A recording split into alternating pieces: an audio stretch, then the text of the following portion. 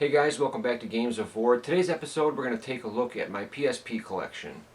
Now the PlayStation Portable is the only handheld to go up against Nintendo, not exactly win, but it managed to survive, which is more than any other handheld could say in history. This is a great system, did very well in Japan, so we got a huge number of great quirky RPGs and just a ton of other great games on the system. Let's go ahead and get started. We got a lot of games to talk about. Hope you guys enjoy and thank you for watching. Starting off with the hardware, I do own two PSP 3000s, which is my favorite model released at the PSP out of the 1000 and 2000. I think the 3000 is the lightest, it's got the best battery life, and in my opinion the best screen of the three. I do have the red and black God of War combo. This is still sealed as a backup system. The system I use and play is the silver Ratchet and Clank bundle 3000 model, and for the record this has never skipped, froze up, or given me any issues. It's been an incredibly reliable system, so I'm very thankful for that. And now on to the games. If you're a fan of the action RPG series Ys, you're definitely going to want to own a PSP, as this series is represented beautifully on the handheld. We got an all-new entry in Ys 7, built from the ground up for the PSP. It features a brand new 3-character swapping battle system. We've got excellent enhanced versions of Ys Books 1 and 2 and the Oath and Felghana. We also received the PlayStation 2 port of Ys Nark of Napishtim. Not quite as good as the PlayStation 2 version, it's got some lengthy load times, but otherwise an excellent adventure. Now the first three here all feature great collector's editions, featuring art books, calendars, soundtracks, really nice packages to have. The Ys games are lightning quick, battle system themed action RPGs with great storylines, great characters, and as always beautiful musical scores in each game. If you're into fast-paced action RPGs, the Ys series is definitely at the top of the class. Great games on the PSP. Very much like Ys, if you're a fan of the Legend of Heroes games, you're going to find a lot to love on the PlayStation Portable. We have got A Tear of Vermilion, Prophecy of the Moonlit Witch, and Song of the Ocean.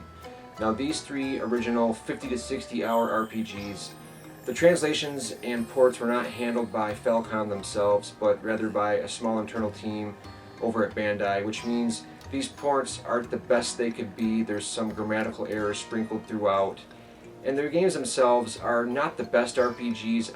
I guess the best word to describe them is very solid. They're not going to blow you away, but they are very traditional turn-based battle systems, great looking graphics on the PSP, great music. I enjoyed each one of these games thoroughly. They weren't the best, but what they were was some solid RPGs. However, Legend of Heroes Trails in the Sky was a brilliant RPG from start to finish. This one's got a little bit slow start, but it really does pull you in. The storyline's fantastic, excellent music and characters. I fell in love with Trails in the Sky, and I'm very much looking forward to the sequel. This is a nice collector's edition here. It comes with a nice little badge, poster, soundtrack, great stuff on the PSP. Traditional RPG fans definitely look into Legend of Heroes. Now if you're into RPGs that think outside the box and aren't afraid to try new gameplay styles and unique ideas, you're definitely going to want to pay attention to a company called Sting and some of the RPGs they've created for the PSP. Now here before you is every game that Sting released for the PSP. 4 of them are part of the Heaven and Hell Department series of games, which focus on Ragnarok, which is a war between angels and demons. Now Riviera was first released on the Game Boy Advance. It was ported over to the PSP with widescreen mode, better graphics and extended scenes. This game is awesome. It features a battle system where you have a limited number of uses per item, making it very strategic in nature. The storyline, you play as an angel that has fallen to Earth, and you must get back to heaven. The gameplay is totally unique in the fact that there's all kinds of little mini games that pop up throughout the action to keep you on your toes. Really cool hand-drawn graphics. There's girls in there with kind of like a dating sim element. You've got to get these girls to like you, and there's different endings depending on which girls like you the most. Just a fantastic game, very original. Yggdrasil Union is very much like that in the fact that it's kind of a card-based battle system strategy RPG, but I've never been one that's been a big fan of like card-based battle systems. But this game really eases you into it. It's got awesome graphics, hand-drawn. The battle system is totally unique and it's customizable and it's very fluid and fun. Knights in the Nightmare is probably their most abstract game. It's very difficult to classify. It's got strategy RPG elements mixed with bullet hell elements, very steep learning curve, but it's got an awesome premise, awesome lore, great backstory. There's an art book that came with this. It's got some of the most beautiful character illustrations I've ever seen in my life. A very unique game. Hexy's Force is probably the most traditional RPG I've seen from Sting created yet. It's a turn-based, pretty standard stuff. There's 2 different characters to pick from. There's a priest named, I believe her name was Cecilia, and there was a gentleman named Levant who was trying to quell the war between humans and half-humans. It's a great game with interchanging storylines. They kind of weave in and out together. 2 different missions, 2 different quests come together to form a great RPG. And then finally we've got Gungnir, which is probably my least favorite Sting RPG, but that's not a bad thing because I love them all so much. I just haven't had enough time to properly get into it, but it was a strategy RPG with kind of a standard battle system, but some things I really didn't like about it, but it definitely features all the Sting hallmarks, you know, hand-drawn graphics, great storylines, likable characters. I really need to put some more time into Gungnir, but these are all fantastic RPGs. I'd recommend anyone that likes kind of quirky but very well done RPGs, take a look at these RPGs from Sting. They're great. Square Enix definitely showed the PSP a tremendous amount of love, releasing many games on the system. First up, we've got Star Ocean, First Departure, and Second Evolution. Now, the original Star Ocean was never released in North America until this PSP port, which features amazing pre-rendered backgrounds, an action battle system. Think Tales of, the Tales of series, how it's got like an action beat-em-up battle system. Same thing here in Star Ocean.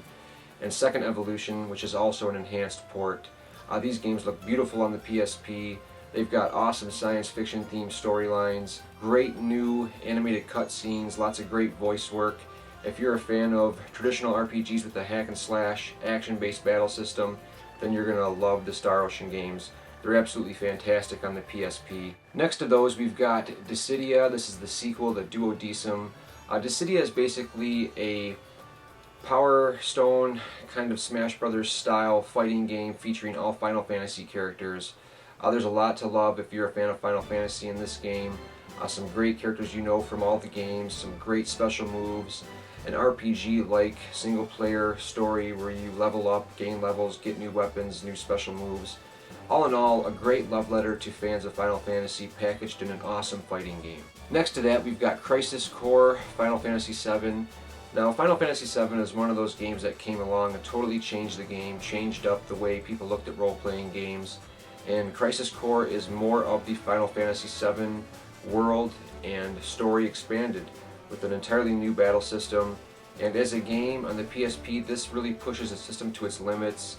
Some fantastic graphics and production value. An amazing game. If you're into Final Fantasy VII and you want to see more of that world fleshed out, definitely check out Crisis Core. Final Fantasy IV, the complete collection, is kind of a packaging of Final Fantasy IV and Final Fantasy IV the After Years. Now, this game is an awesome entry in the series. A real dark and brooding storyline with Kain and the Red Baron wings, and just an awesome tale of like betrayal and revenge. On the PSP here, the game looks great, probably the best looking version of the game released. Awesome music, once again excellent production design with cinemas and such. If you're into the Final Fantasy games, which I'm sure need no explanation, this is probably the definitive version to own. A masterpiece on the PSP. Kingdom Hearts Birth by Sleep is a fantastic entry into the Kingdom Hearts series on the PSP. You know the drill on this. If you're into Final Fantasy characters and Disney characters with an action-based battle system, a story that I'm not quite sure what the hell is going on in any of the games, there's a great entry for you here on the PSP in Birth by Sleep. Then we've got Valkyrie Profile Lenneth, which is an enhanced and expanded port of Valkyrie Profile on the PS1. This game looks great on the PSP, once again pushing the system to its limits. A really cool battle system, the story between like Norse mythology and gods. If you're into Valkyrie Profile, this is a great version to own here on the PSP. Tactics Ogre, Let Us Cling Together is an amazingly deep strategy RPG. This is kind of like Mass Effect, branching storylines, decision making that affects a storyline crammed into a small UMD. Just an amazing amount of depth. If you're into strategy RPGs, definitely give Tactics Ogre a chance. One of my favorite games in the system with really unlimited replay value. Finally, we've got Third Birthday. Now, this is technically the third game in the Parasite Eve series. Not very much reminds me of Parasite Eve or why I loved Parasite Eve to begin with. Rather, this is just a kind of, dare I say, generic action game, excuse me, with the Parasite Eve name attached. Taken on its own, I really did enjoy the game as an action game. As a fan of the Parasite Eve series looking for the third entry, I was kind of let down, but it's very cheap, it can be found anywhere, and I really recommend playing it for those looking for a good action game. The next batch of games that I own here for the PSP all have one thing in common, that being they are all strategy role-playing games. And for those of you that are unfamiliar, the strategy RPG is kind of a subgenre that exists in the role-playing world where the games feature battle systems that take place on large grids. You're able to move your units a certain amount of spaces and then attack. The games are very chess-like in nature, very slow-paced, but require a lot of thought and planning as to where to move your units and when to attack. Now, I was first introduced to this subgenre of role-playing game back when I first played Shining Force. I really fell in love with the complex battle systems and began a love affair ever since. Now recently I've really fallen in love with the Fire Emblem series too. I think Shining Force and Fire Emblem are the two top dogs in the genre in my opinion. Back onto the PSP, some of the final games released for the system were Ragnarok Tactics and Growlancer Wayfarer of Time. Now Ragnarok Tactics is a spin-off to Ragnarok Online, and this is a very unique strategy RPG for the system in that the storyline features two different factions that are kind of a rocky relationship in the past. They've called a truce, but they're fighting over a certain section of land, and this enables you to choose which side you want to view the story from. There's multiple endings, and you get to see the sides from both spectrums, both different factions that are after this land. It's a really compelling storyline, bolstered by some incredibly beautiful hand-drawn graphics, some great music. I really got immersed in this game. The battle system is complex and requires much thinking. I really enjoyed this game. I'm grateful that it was released on the PSP. One of the last releases for the system, definitely worth it. Now Growlancer is a long-running series. This game in particular came out on the PlayStation 2, never saw a release in the US until this. It was renamed Wayfarer of Time. Now this game is just a masterpiece. Features a great strategy battle system, but the real hook of this game is that there's like almost 40 different endings for this game. The content in game just keeps changing the more you play it. You start off as playing a faction that's at war, and you can choose from 3 different sides, all branching off into different stories and different scenarios. There was added gameplay segments and dialogue sections for this game. Really immersive to get caught up in this story, and lots of replay value to see all these different endings and choosing different decisions that alter the gameplay. What a masterpiece of a game. One of the last releases for the system. Definitely don't let Growlancer Wayfarer of Time slip through the cracks. It's a fantastic game. Next up we have Belcaria Chronicles 2. And a lot of people were upset that this game didn't come out for the PlayStation 3 like the first game did. It was kind of weird to have the first game come out for the PlayStation 3 and then the sequel hit to the PSP. A lot of people thought it would be downgraded, not as good. Now when the first game came out on the PlayStation 3, it hit pretty big. That was back in a time when the PS3 didn't have a lot of games. And it was released. It had beautiful kind of hand-drawn water pastel colored graphics, a really unique setting set back in like the early 30s, kind of a military theme. This game takes all of that and really expands upon it. There's a lot more content in this game. Same great semi-real-time turn-based battle system. You're able to freely move your characters. It kind of ditches the grid thing. Really cool attacks in this game. Great storyline. I wasn't disappointed in the least. I thought the move to the PSP made a lot of sense because, let's face it, RPGs on the consoles are pretty expensive and they don't make a lot of money, so this game made sense. It's a shame we didn't get the third one, but the second one is a great game. Aegis Eclipse was a pleasant surprise for me. I'm not really too much into the NIS games as a whole. Granted, there are some great games and I really appreciate what they bring to the table, but Aegis Eclipse is one of those that really surprised me. Now what's cool about this game is that it has a storyline that takes place in this world that is fashioned around like a tower, and there's 3 different levels to this world. The bottom level is kind of like the poor people, the middle class are in the middle, and the rich are at the very top. And it is an awesome way to bring gameplay and story together where you're fighting stereotypes and the way people are treated in this game. It's a great concept, and it comes together with typical NIS humor and kind of really quirky stuff. Great hand-drawn graphics and a really cool kind of Dragon Force style battle system where you've got big factions on each side. The screen is filled with characters and you're kind of doing battle. It's a really cool game and a nice take on the strategy RPG from NIS. If you are into role-playing games, the name Level 5 has tons of meaning behind it. They make some of the best games in the business, and Jeanne d'Arc is no exception. This game takes place back in the 15th century. the war between France and England. The setting may put some people off, but trust me guys, this is an amazing game.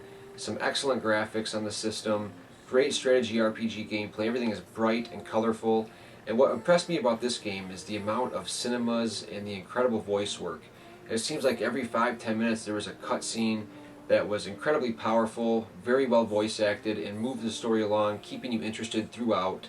Some amazing tactical goodness in this game. It is a must-own, one of the best on the system for sure. R-Type Command was a big surprise for me. When you think of the name R-Type, you think of fast, blistering shooter action.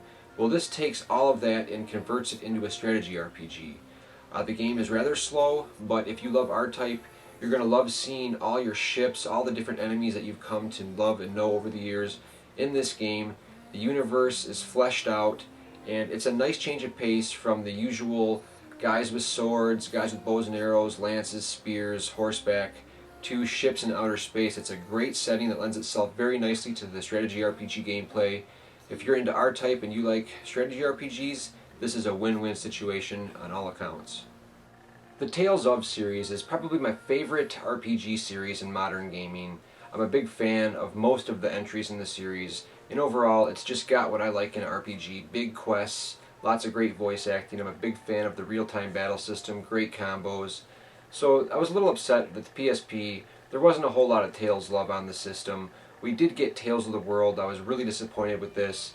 It's not like the other Tales games where you've got a big single-player quest and always going to new locations and meeting new characters and unfolding a big, massive story. This was a dungeon crawler, and a very average one at that. You have one town, you go into the dungeons, you level up, you get new stuff, you go back to the town, sell stuff, get new gear, go back into the dungeons. The one saving grace this game had was there was all kinds of cameos from main characters from other Tales games. So you're going to see Sentinel Coolidge from Legendia in here, you're going to run into Luke from Tales of the Abyss. I did enjoy seeing the characters from other games, and you know, it kind of sparked some memories of playing those games, and it kind of tied it into the Tales series, but overall a very bland dungeon crawler. Pretty disappointed. Now, Tales of Eternia was never released in North America. I had to import this game, and it is really Tales of Destiny 2 from Japan, but then there was also another Tales of Destiny 2 that was released in the States that wasn't the same game as the one that was released in Japan. Kind of a complicated story, but Tales of Eternia goes back to that epic Tales of feel, a giant quest to go on, new characters to meet, lots of voice acting, great cinemas, great music. A Tales game through and through. Eternia is a beast of a game on the PSP, and it's highly recommended. Now, Dragoneer's Aria is a game that I recently picked up. I haven't had much time to play it at all, so I can't really tell you what it's about or give impressions.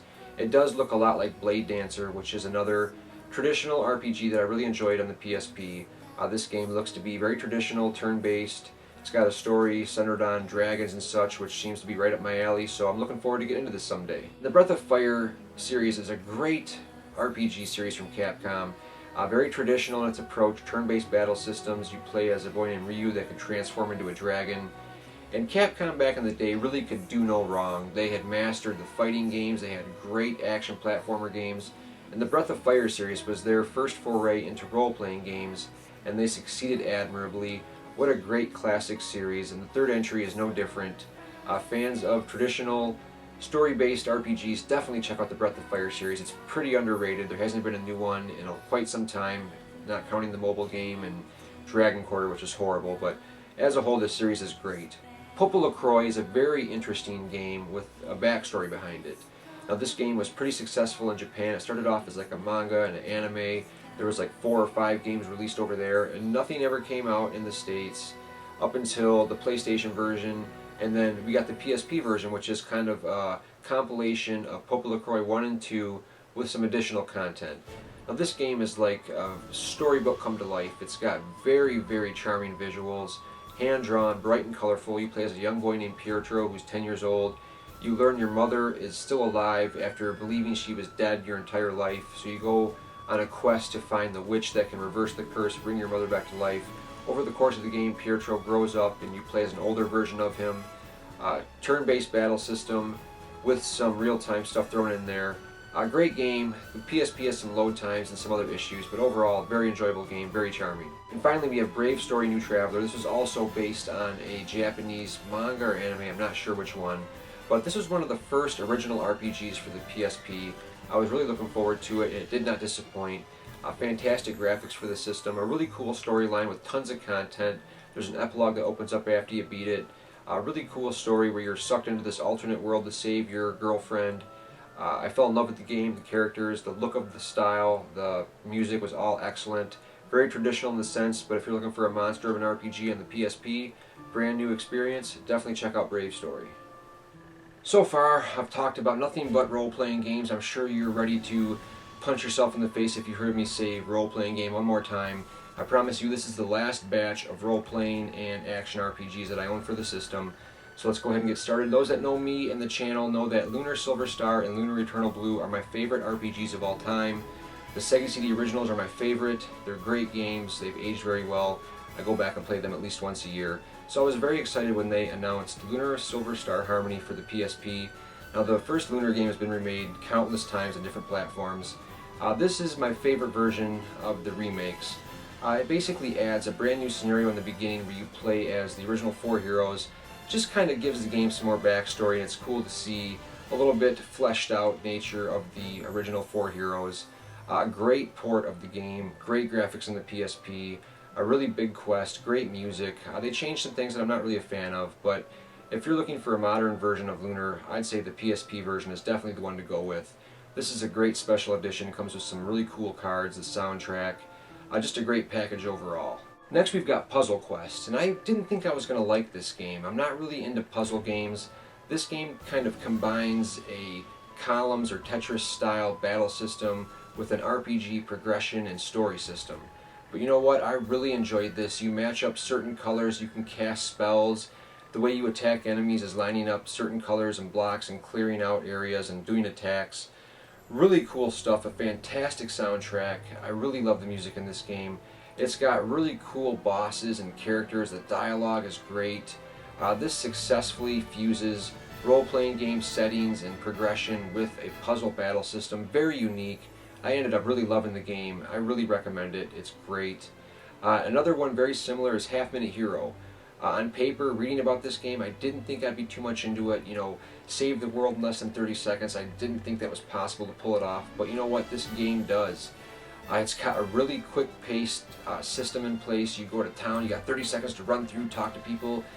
Obviously, the game does stop up in between things, so you do have a little bit of time to plan things. But the battle system and the way you attack is all in 30-second intervals. There's like a RPG, a strategy RPG section all thrown in. It's an amazing game.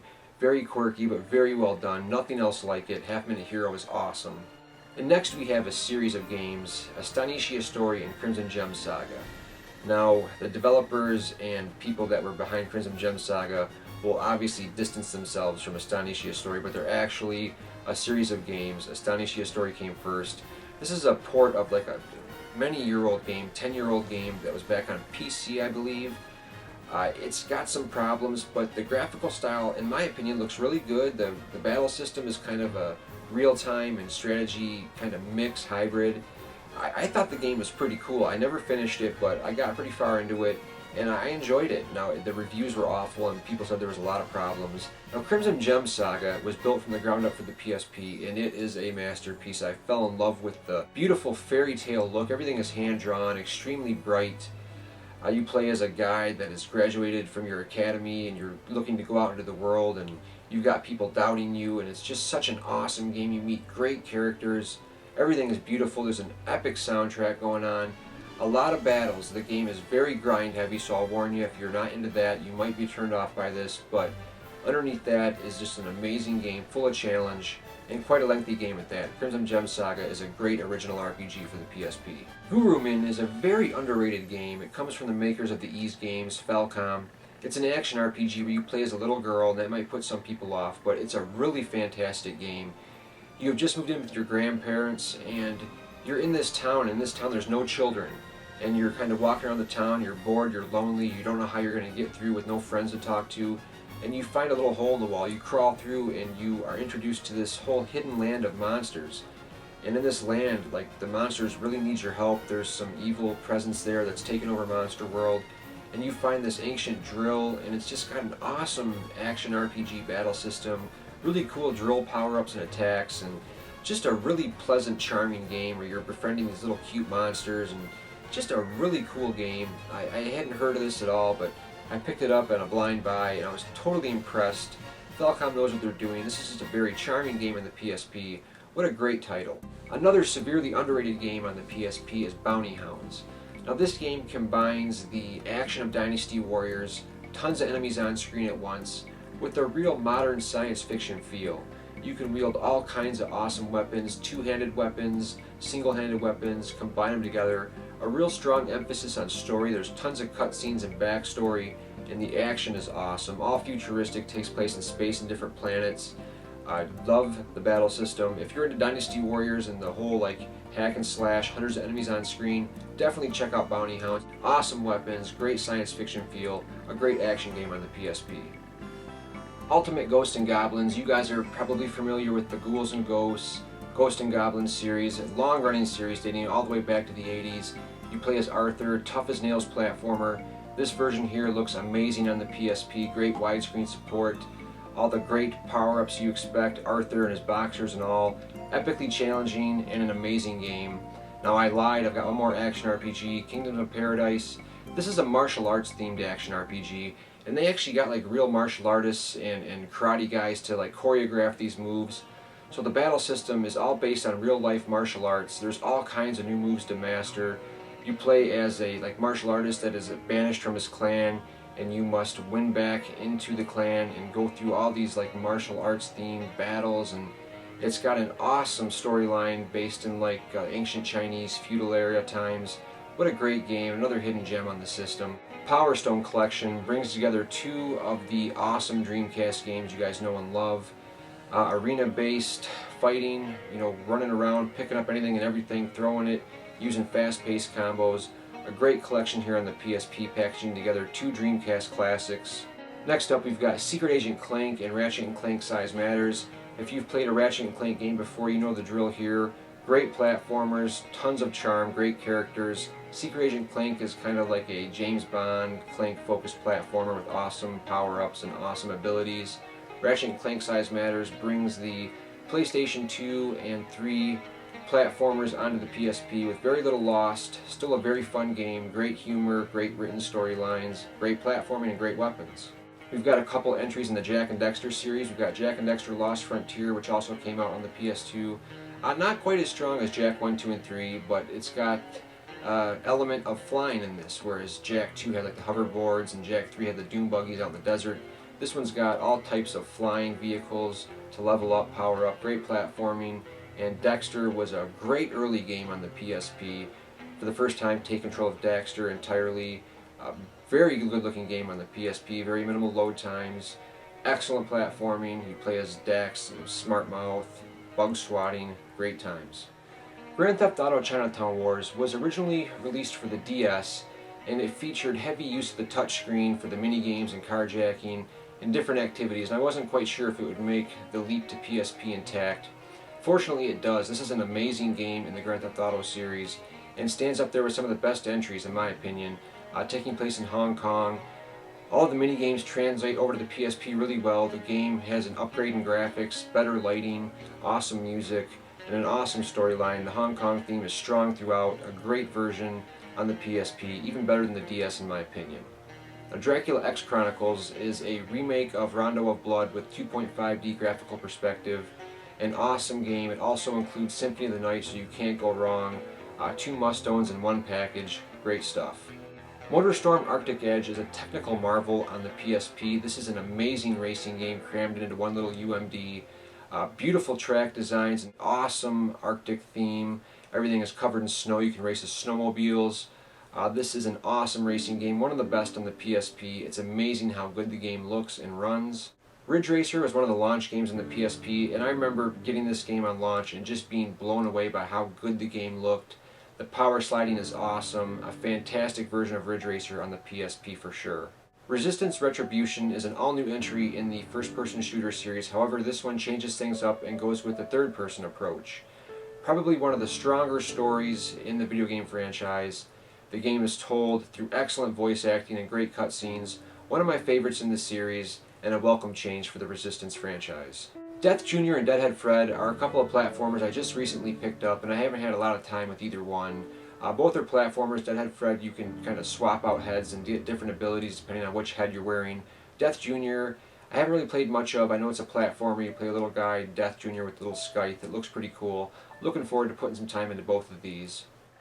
Platypus is an awesome 2D shmup on the PSP. The whole game is done in like a claymation of sorts, so you see each ship getting shot and little pieces of clay breaking off. Really challenging, a lot of content. Platypus is a very charming 2D shooter. The Gradius Collection packages 5 of the Gradius games onto one UMD. Classic 2D shooting. If you're into shmups and you like Gradius, this is a great collection to own on the PSP. Mach, Modified Air Combat Heroes. This is an awesome game on the PSP. It's a very little tapped genre of airplane racing. It works really well. You've got some boundaries preventing you from flying too high or too low, but it's fast, furious on the PSP, great graphics, very limited amount of stages and not a lot of content, but what's there is a very solid engine, great sense of speed, and it's really cool racing planes around. There's a dogfighting mode, but there's no online, so that's kind of a bummer, but overall a great racing game. Afterburner Black Falcon was a pleasant surprise, a new entry in the long-running Afterburner series. This one adds multiple planes to buy and upgrade in a story mode. Not very well done story, but it's a really good game on the PSP. It looks great, and it's classic Afterburner shooting action. Shadow of Destiny is a port of an early PlayStation 2 adventure game. I haven't played this one in a long time, but I remember being really impressed with like the storyline. It was really creepy and very strange. I think time traveling going on to piece together this mystery of who killed you. A really cool and interesting game that I need to go back and play again. It's been a long time. Obscure and Silent Hill Origins are both survival horror games. I really enjoyed the first Obscure. It kind of came out of nowhere. It was like a budget $20 game. This is a sequel, kind of like the movie Faculty, if you've ever seen that. It focuses on a group of high schoolers stuck in a haunted high school. You can character swap, and I believe there's co-op in this. Really cool Resident Evil style game. Nothing that's going to blow you away, but it is solid survival horror action. The game looks great on the PSP. Now, Silent Hill Origins was created by, I believe, Climax, an American team. It kind of started the descent of the Silent Hill games. Not that it's a bad game, I really enjoy it, but the team Silent wasn't working on this, and they haven't worked on a game since. But this is kind of a prequel in the series, and it's done really well on the PSP. Very creepy. The same great series composer does the music, so it's got that Silent Hill feel. Just not as good as the original games, but still happy to have a portable entry and an all-new entry in the series on the PSP. Beautiful Joe Red Hot Rumble is a collection of mini-games starring characters in the Beautiful Joe universe. This game is okay. I would have much preferred a style and game like the first two where it was like an adventure, you run through levels. Sadly, this one is just mini-games. However, you can play as Dante, which is cool. It's an okay game. Coded Arms I bought simply due to the fact that it's a first-person shooter on the PSP, and I hadn't played one up until this point. It really hurts not having a second analog stick, but the game does look really good, and it's got a cool concept. I thoroughly enjoyed the game, but really missed the second analog stick. Burnout Legends is a really well-made game on the PSP. You know Burnout, you know the drill. Fast racing, excellent crashing. It's all here on the PSP. Really good sense of speed, and the game looks great. If you like Burnout, you'll love this entry for sure. Luminous, one of my favorite launch games. I still go back and play this game. Not too big into puzzle games, but I really do like the Luminous series. This one's got an awesome soundtrack. Really cool puzzle gameplay trying to clear the screen of blocks. Just a great time with a great soundtrack, great puzzle game. And last but certainly not least, the very final game that I have purchased for my PSP, very bittersweet, it is Sweet Fuse. Now this is a graphic novel style game where you actually play as the niece of KJ Inafune. There's this theme park that's been built, you are invited to attend, something goes terribly wrong, the park is taken over by these pig-like creatures, and you're forced to solve like vicious, deadly puzzles and interact with people, all in a graphic novel style. Haven't had a chance to play too much of it, but the initial playthrough that I did was really enjoyable. The first 2-3 hours was great. A very unique game and a great send-off to the PSP. I hope you guys enjoyed taking a look at my PlayStation Portable collection. This was actually the first video that I ever uploaded to YouTube back in 2011, and it's been a real joy to go through the collection again and talk about all the games. Really enjoyed the system. I'll continue playing it for years to come. Hope you guys enjoyed it. Thank you for watching. Games of War is nothing without you.